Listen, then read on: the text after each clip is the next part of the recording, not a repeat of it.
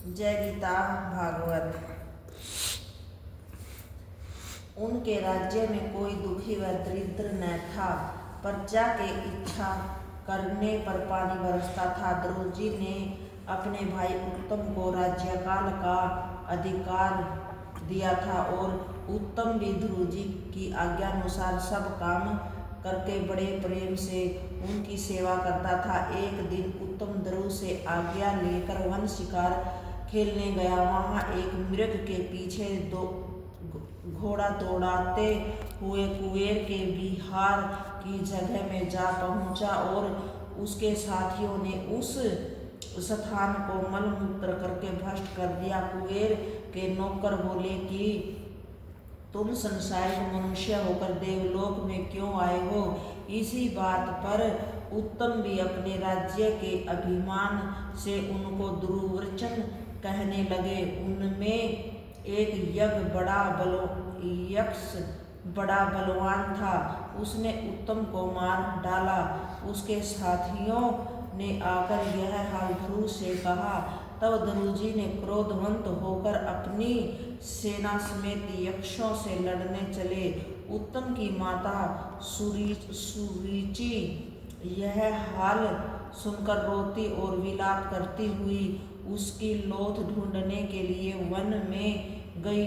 सो आग लगाने से वहां जल मरी। जब राजा ध्रुव अपनी सेना समेत यक्षों के पास पहुंचे तो 1,30,000 यक्ष शस्त्र लेकर राजा ध्रुव के सम्मुख युद्ध करने के लिए आए। राजा ने अपने सेनापतियों से कहा कि तुम लोग अलग खड़े होकर युद्ध का तमाशा देखो, हमको लड़ने दो। ऐसा कहकर ध्रुव जी अपना रथ यक्षों के सम्मुख ले गए।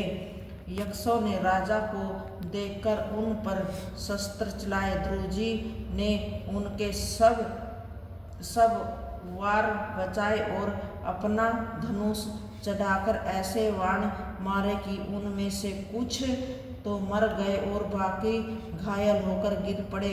राजा ध्रुव की विजय हुई।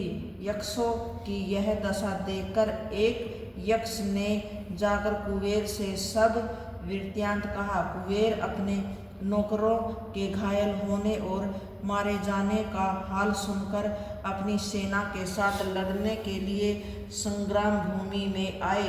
उन्होंने ध्रुव जी से कहा कि तुम मनुष्य होकर देवताओं को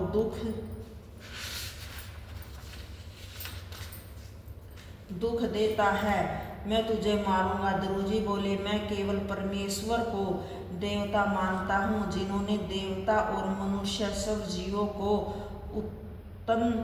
उत्पन्न किया है।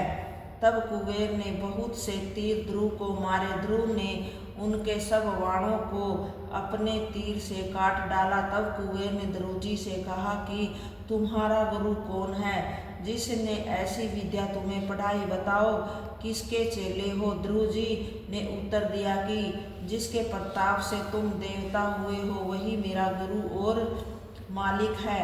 यह सुनकर कुबेर ने क्रोधवंत होकर नारायण शस्त्र ध्रुव को मारने के लिए उठाया और ध्रुव ने भी नारायण शस्त्र निकाला।